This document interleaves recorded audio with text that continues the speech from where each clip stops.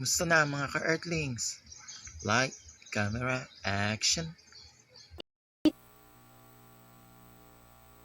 Meron po akong pin-repair na konti ring slide. Sana po maipakita muna bago ako magpatuloy. Pwede po, Deputy Speaker Marcoleta. Law, ibig sabihin batas. So kaya ginawa ang batas sa isang democratic country na kung nasaan tayo ngayon is para maging pantay-pantay ang lahat ng tao. Sa classroom may batas, bawal lumabas o bawal lumabas. Pero pag sinabing pag nag-comply ka na bawal lumabas, pero may ginawa ka sa pinagbabawal nila, inayos mo yung law ng classroom nyo at sinubmit mo ulit, ay pwede nang pala ikaw lumabas. Mr. Speaker, No, my distinguished colleagues, hindi po nag-comply sa batas ang ABS-CBN, kaya hindi po sila pwedeng lumabas at magpalabas. Those opposing the franchise application of ABS-CBN will show with clear and convincing evidence that ABS-CBN did not comply with the terms and conditions of its franchise, as well as our laws and the Constitution. In fact, they will show in the succeeding hearings of the Committee on Legislative Franchises that ABS-CBN deliberately and with impunity violated the conditions of its legislative franchise and more so of our laws and the Constitution. Matagal na po kasi ang mga aligasyong ito. Hindi mamatay-matay, lumulutang sa internet, nasa labi ng mga Pilipino. Hindi seryosong binigyan ng pansin. Bakit po? Tikom ang bibig ng may kakayahang magsiwalat nito dahil takot sa maimpluwensyang network na kayang sirain ng tao, kandidato man o hindi. Salamat at ganap na nanindigan si Speaker Alan Peter Cayetano at hindi inalintana ang mga tuligsa sa kanya at pinayagan niya na magkaroon ng patas, bukas at malawak ang pagdinig sa mga aligasyong ito katulad ng nagaganap sa araw na ito. Ang banggit nga po sa John 8:32 ay ganito, "And you will know the truth, and the truth will set you free." Violation of the Constitution. Number 1, franchise is longer than 50 years. Hindi na po dapat payagan itong pagre-renew ng prangkisa ng ABS-CBN. Dapat na pong isara ang pinto para sa kanila. Bakit po? Because the ABS-CBN has been using the airwaves for more than 50 years. 53 years today, to be exact. Our Constitution says that Congress can grant a franchise of up to 50 years only. Taong 1957, nang makuha ni Don Eugenio Lopez Sr., may-ari ng Chronicle Broadcasting Network o CBN, ang Alto Broadcasting System o ABS. Simula po noong 1967 ay naging ABS-CBN na po ang tawag dito dahil sa merger ng ABS at CBN. Kung susumahin po natin ang prangkisa nito simula noong 1967, ay 53 taon na po itong gumagamit ng airwaves magpahanggang ngayon. 63 years naman po kung susumahin natin mula po ng pagkakakuha ng CBN sa ABS noong 1957. The Committee on Legislative Franchises should not allow itself to be used by ABS-CBN to again circumvent the Constitution and violate the categorical 50-year limitation imposed on franchises. Hindi na po dapat buhayin muli ng Kongreso ang prangkisa ng ABS-CBN sapagkat ayon po sa ating saligang batas, ang buhay ng prangkisa ay hindi dapat lumampas ng 50 taon. EDSA Revolution. Siguro po may mga ngatwiran at sasabihin ng ganito, isinara naman ng martial law ang ABS-CBN. Di po ba? Dapat huwag bilangin ang panahon na yon. Tanggapin po natin sandali na isinara nga ang ABS-CBN simula Setyembre 23, 1972, pagkatapos na ideklara ang martial law. Pero hindi po ba nagbukas din ito agad matapos na ito ay mabawing muli ng pamilya Lopez noong EDSA Revolution? Hindi ba't kulang-kulang 13 taon din po ang namagitan na panahon? So let's assume that we subtract 13 years from the 63 years that ABS-CBN has been in operation starting 1957 when CBN acquired ABS. Hindi ba't 50 taon din po ang magiging resulta? Ibig pong sabihin, tapos na at paso na pa rin ang prangkisa ng ABS-CBN with or without martial law. Hindi ba't sobra-sobra pa rin ito at lalabag pa rin sa ating saligang batas? Naging palasak nga noong panahon ng martial law ang kantyaw na tama na, sobra na. Subalit ang mahalagang tanong po ng taong bayan na hindi pa nasasagot magpahanggang ngayon ay kung paano biglang nabawi ng mga Lopez ang ABS-CBN mula sa pag-aari ng gobyerno pagkatapos maitalaga ang Cory administration. Sinulatan po noon ni dating Senador Lorenzo Tanyada ang Presidential Commission on Good Government na isoli na sa mga Lopez ang ABS-CBN kahit may arbitration pang nagaganap sa pagitan ng pamahalaan at ABS-CBN. Na i-turn over po agad ang istasyon ng ABS-CBN sa mga Lopez sa kabila ng wala pang pagtukoy sa tunay na pagmeme-ari nito ayon sa kautusan sa Board of Administrators na binuo sa Letter of Instruction number 1 ni Pangulong Cory Aquino. Sa ngayon po ay wala man lang mailabas na papeles tungkol dito ang PCGG. Nagbayad po ba ang ABS-CBN sa Administrasyong Cory Aquino? Nag-public bidding po ba? Bakit tila ura-urada at habang magulo pa ang lahat dahil katatapos lang ng EDSA Revolution, ay biglang napasakamay na muli ng mga Lopez ang ABS-CBN? Nakabatay po ba ito sa batas? Hindi po ba dapat sagutin ng ABS-CBN ang mga tanong na ito upang mapanagot po ang dapat na managot kung meron man? Foreign ownership.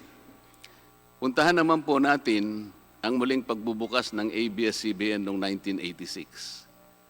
Pati po kasi noong panahong yun ay may paglabag na rin sa ating saligang batas. Ano po kaya yun? Dahil Amerikano at hindi Pilipino ang may-ari at namahala sa ABS-CBN na mariing ipinagbabawal ng saligang batas. Congress should deny the franchise application of ABS-CBN for its clear violation of the Constitution, requiring 100% Filipino ownership and management of mass media companies. ABS-CBN's former president, Mr. Eugenio Gaby Lopez III, was an American citizen when he took the helm of the company in 1986 as director, then president, and then chairman in the later years. It was only in 2000 that he petitioned for recognition of Filipino citizenship and was issued a certificate of recognition as a Filipino citizen in 2002. At kahit sabihin po nating wala na ngayon sa management ng ABS-CBN si Ginoong Gaby Lopez, nagpatuloy pa rin ba sa paglabag sa saligang batas ang ABS-CBN? Opo. Dahil magpahanggang ngayon ay nagbebenta pa po sila sa mga banyaga, mga hindi Pilipino, ng pag-aari o ownership rights ng ABS-CBN. Through an intricate web of corporate layering, ABS-CBN lets non-Filipinos to own its common shares through the issuance of Philippine Depositary Receipts o PDRs. In September 1999, the ABS-CBN Holdings Corporation offered 132 million Philippine Depositary Receipts underlying the 132 million common shares of ABS-CBN. Immediately prior to the closing of the PDR's offering, Lopez Incorporated, the main stockholder of ABS-CBN Corporation, transferred 132 million ABS-CBN shares to ABS-CBN Holding Corporation, its alter ego. With the many rights afforded to the holders of these PDRs, most of whom, if not all, are foreigners, ABS-CBN Corporation virtually allowed these foreign holders beneficial ownership and potential voting rights. This is a circumvention of the strict foreign equity restriction imposed by the Constitution on mass media companies. Quite obviously, the ABS-CBN PDR instrument, a creative financial mechanism, is being used as a subterfuge to indirectly own the underlying ABS-CBN shares of stock. Violation of workers' rights under the Constitution. ABS-CBN violated the rights of its own workers. It denied them their just share in production as required by the Constitution.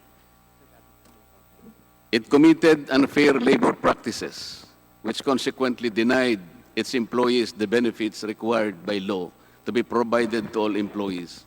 Isang halimbawa po dito ay ang asunto na isinampa ng halos 100 o mahigit sa 100 manggagawa ng ABS-CBN sa National Labor Relations Commission o NLRC dahil sa pagtanggal sa kanila dahil sila raw ay mga talents lamang at hindi mga regular na empleyado. Nanalo po ang mga manggagawa sa NLRC at maging sa Court of Appeals. Bakit hindi na lang nila sinunod ang hatol at umapila pa ang ABS-CBN sa Korte Suprema? Ito ba yung sinasabi po kanina sa opening salvo na ang pagmamahal sa kanilang kapamilya ay ganun na lamang? Mali naman po yata na sabihin ng ABS-CBN na lampas sa 11,000 ang mga empleyado nito dahil kung ito po ay masusi nating iimbestigahan, may 2,661 at isa lamang. 2,661 ang mga regular na empleyado nito. Ang karamihan po o mahigit na 8,500 na kawani ng ABS-CBN ay tinagurian nilang independent contractors or talents, project workers at contractuals lamang kahit na pang-regular na empleyo ang trabaho nila. Ayon po sa ating labor code, kapag pang-regular ang tungkulin ng isang manggagawa, dapat siyang gawing regular employee. Hindi dapat contractual. Hindi dapat independent contractor, talent, o kaya'y project worker lang. Malinaw na labag sa batas ang ginagawa ng ABS-CBN.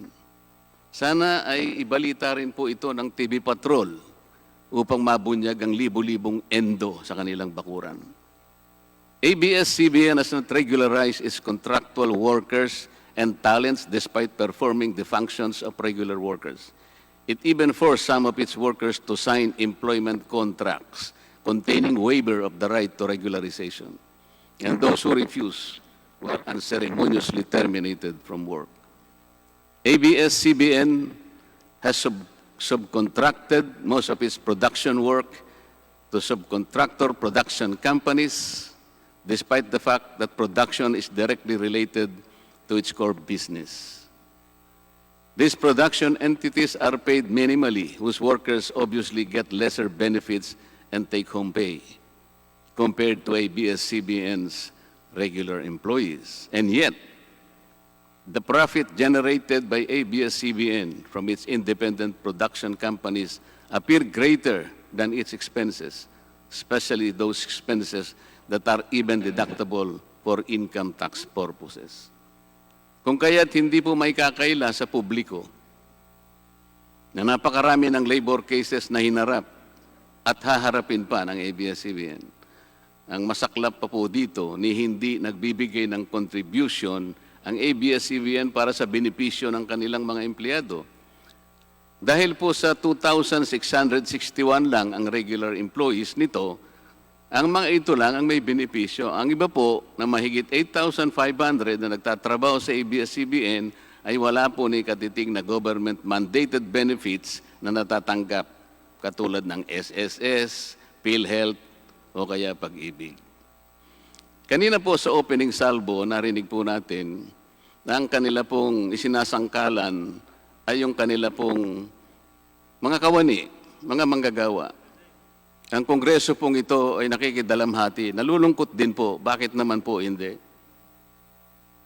Kung pwede po nating ipaghalimbawa, sandali lamang po, ang ABS-CBN sa isang jeepney driver. Alam po niya na wala siyang prangkisa. Nagsakay po siya ng napakaraming pasahero. Yung mga pasahero naman po, bago sumakay doon, hindi naman niya tatanungin sa driver, Mamang driver, mamang chopper, kayo po ba ay may prangkisa? Yung rota po ba ninyo, pinapayagan yan? Wala pong nagtatanong na gano'n kasi mabilisan eh. Pare-pareho pong nagmamadali. Anong pong masita siya ng LTFRB? Gagamitin po ba nung driver na yon o nung taxi driver na yon o yung bus operator na yon? Kawawa naman po yung pasahero namin kung patitigilin mo ngayon. Meron pong pupunta sa ospital, meron pong pupunta sa trabaho, meron pong pupunta sa eskwela. Napakarami pong gawain itong mga taong ito. Ito po ba ang ibibigay po ninyong halimbawa? Hindi po ba dapat kayo muna ang kauna-unahan na nag-isip ng kapakanan nila? Ilagay ninyo sa magandang kalagayan ang pagpapatupad ng prangkisa ninyo at wala pong malalagay sa alanganin. Huwag po ninyong isasangkalan ngayon ang inyong mga manggagawa at kani-kanilang pamilya. Hindi po ganun. Sasagutin po ninyong aligasyon na ito, hindi po sa pamamagitan ng emotional appeal.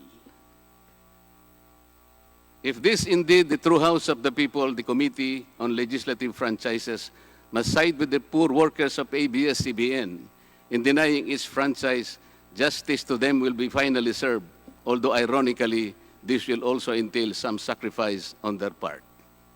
Political bias. ABS-CBN has been biased and partisan in favor of particular candidates and against certain candidates during the 2010 and 2016 presidential elections, contrary to the terms of its franchise and in violation of the Omnibus Election Code. Hindi naman po lingid sa kalaman ng marami, kung hindi man lahat, kung paano naging pro-Noynoy Aquino ang ABS-CBN noong 2010 at pro-Grace po at Leni Robredo naman noong 2016. It is also a matter of record that ABS-CBN failed to air some of President Duterte's political advertisements during the 2016 campaign period, despite receiving the payment for said political ads. Ang masakit po dito, kung hindi pa sila pinigilan ng korte sa pamamagitan ng isang TRO, ay nakahanda na palang ipalabas ng ABS-CBN sa bisperas mismo ng pagtatapos ng campaign period ng 2016 presidential elections. Ang mga anti-Duterte advertisements na binayaran ng isang dating senador, sinadya ang timing para hindi bigyan ng pagkakataong makasagot pa si Mayor Duterte na noon ay kandidato bilang presidente.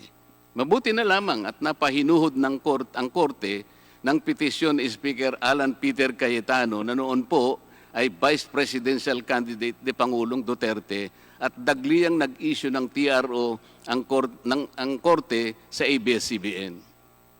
It is now a public knowledge that President Rodrigo Duterte and Speaker Alan Peter Cayetano expressed their disappointments over ABS-CBN's unfair reportings and meddling in previous elections. For those opposing the franchise application, hindi na po dapat payagan ng ABS-CBN na muling pakialaman ang politika sa ating bansa. Panahon na para ang taong bayan ang pumili ng mga namumuno na gusto nila at hindi ang napipisil ng ABS-CBN. Paalala lang po sa ABS-CBN, you are a broadcasting company, not a political kingmaker. Either you play ball or you play fair. Multiple channels in one franchise. Mga kababayan, inabuso po ng ABS-CBN ang kanilang prangkisa.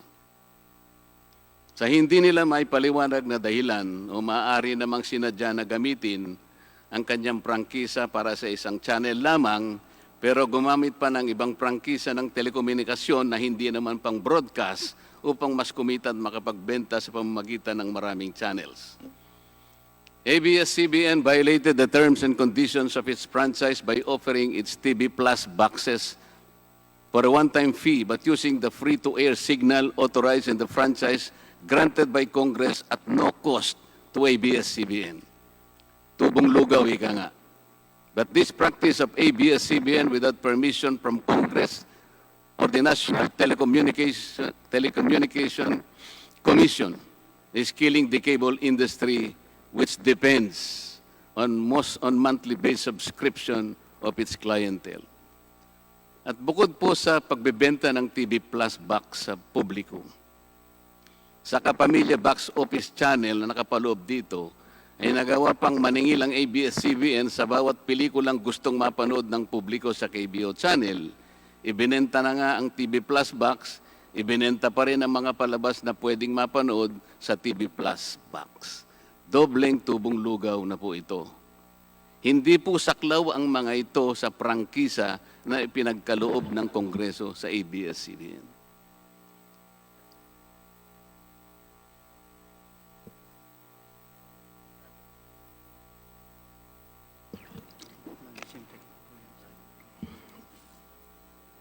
ABS-CBN, contrary to the terms and conditions of its franchise, operated this pay-per-view channel, otherwise known as the Kapamilya Box Office, or KBO, without a valid permit from the NTC. And despite NTC's order to refrain from operating a PPB until the issuance of an appropriate guideline for the same, ABS-CBN continued its operation until the expiration of its franchise on May 4, 2020. Tax evasion. ABS-CBN also violated the terms and conditions of its franchise by engaging in tax avoidance schemes, which deprived the government of the much-needed revenue. It used its wholly owned subsidiary, Big Dipper Digital Content and Design, Inc., a PESA-registered company, as tax shield. Its main customer is ABS-CBN Hungary. And because of this unconscionable tax avoidance scheme, ABS-CBN alleged effective tax rate in 2018 was at negative 5%. This means that ABS-CBN managed to avoid paying taxes in 2018. Bakit po ang GMA7 na hindi naman kasing laki o kasing yaman ng ABS-CBN ay nakapagbayad ng buwis sa pamahalaan ng 1.6 billion pesos noong 2018? Samantalang ang malaalamat na ABS-CBN ay walang binayarang buwis. Bakit naman nakalibre ang ABS-CBN noong 2018 sa negative income tax nila na 84 million? Ibig sabihin po nito ay may tax credit pa ang ABS-CBN at ang gobyerno pa ang lumalabas na may utang dito. Wala pong pagkakaiba ito, mga kababayan, sa isang taong nangutang sa tindahan, binigyan pa ito ng sukli. In 2019, ABS-CBN again did not pay its rightful taxes. It avoided this by entering into compromise agreement with the Bureau of Internal Revenue, with the latter accepting the settlement of 152 million pesos plus from ABS-CBN, equivalent to only 40% of its assessed deficiency in income tax, value-added tax, and documentary stamp tax payments. But this is only one among the 4 other cases lodged by the BIR at the Court of Tax Appeals, all of which were also settled by compromise. Bakit po ganun? Hindi po ba nando sa prangkisa ng ABS-CBN na babayaran nila lahat ang rightful taxes? Kinakailangan po bang sila ay habla pa ng BIR bago sila mapilitang makapagbayad lamang kahit sa settlement lamang? Ang linaw po ng kanilang prangkisa na babayaran lahat ang kaukulang buwis. Bakit kailangan pong sila ihabla at idemanda pa ng BIR para lamang sila ay makapagbayad? There are also allegations to date that ABS-CBN's Lingkod Kapamilya Foundation, ALKFI, is being used as ABS-CBN as tax shield, and that ALKFI also failed to file donor's tax return and pay the donor's tax. Ito po ang mas nakalulungkot dito, mga kababayan. Kapag politiko o government official ang nagkawang gawa, epal ang tawag dito ng ABS-CBN. Kahit mula pa sa sariling bulsa ng politiko ang pinanggalingan ito. Pero kapag ito ay galing sa lingkod kapamilya, puro pangalan ng ABS-CBN ang kanilang pinangangalandakan, katulad po ng nakita natin ngayon. Alam naman natin na galing naman sa lahat, sa mga donors ang pondo na ginamit nila. Meron po kayang nanggaling sa yaman ng ABS-CBN. Di baling ang pantulong ng ABS-CBN ay galing sa donasyon ng ibang tao. Di baling ang perang pantulong ay mula sa tax avoidance ng kumpanya. Ang mahalaga ay mapalabas nila sa pamamagitan ng sa mamamayan, katulad po ng nakita natin ngayon na napakabuti at napakabait ng ABS-CBN. Kami po ay naniniwala na unti-unti na pong nabubuksan ang katotohanan sa ating mga mamamayan. Hindi po ba mas maganda at katanggap-tanggap na tumulong sa kapwa nang walang nalalabag na batas at buong sikap pang nasusunod ang prangkisa? Dahil po ba kayo ay nakapagdudulot ng saya, ng aliw sa ating mga mamamayan? Dahil po ba kayo ay nakapagbibigay ng inspirasyon, ng pag-asa, ng katatagan ng loob na kagaya po sa opening salvo kanina ng representative ng ABS-CBN? Hindi na po ba natin susundin o tutuparin, isa sa alang-alang ang ating mga batas, ang ating saligang batas, o kaya ang prangkisa ninyo? Makakapagpasaya naman po tayo. Makakapag-inspire po tayo nang hindi po tayo lumalabag sa batas. The House of Representatives should endeavor not to grant the franchise application of ABS-CBN because it has deliberately floated the Constitution and other related laws. Even the terms and conditions of its previous franchise to suit its own business and political interest, but to the prejudice of the greater good. The grant of a legislative franchise is merely a privilege and not a matter of right. Congress has the exclusive constitutional authority to award, alter, or revoke this privilege when the common good so requires, as in this particular case of ABS-CBN. We believe that it is but right for the House of Representatives to deny this time the franchise of ABS-CBN for flagrantly violating the Constitution and related laws, even its own franchise, making it unworthy of the grant of this special privilege by the state.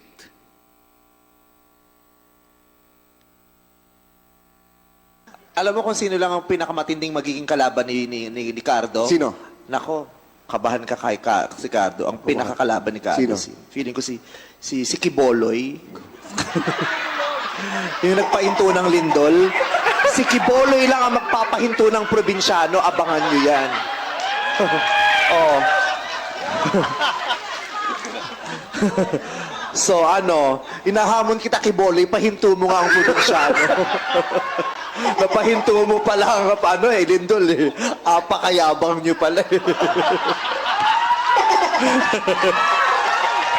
Sabi niya daw, stop. Sige nga, punta kang gitna ng EDSA, stop mo yung traffic doon.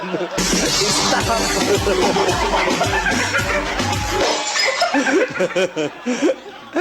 Iba ka, Kiboloy.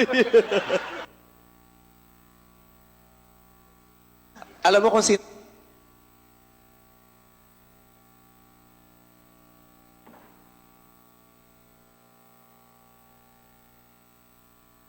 Kailan mo ba gustong mapa-stop ang probinsyano? Ikaw, pwede ka. Kailan mo gustong i-stop? 1 buwan, 2 buwan, 3 buwan, 4 na buwan? Ikaw. Baka sa 4 na buwan, hindi lang yung probinsyano may stop. Baka pati yung network mo, stop na yan. Mr. Speaker, ABS-CBN posed the challenge. Obviously, the challenge was accepted. There is no reason to complain. Maraming salamat po. Till next time, au revoir.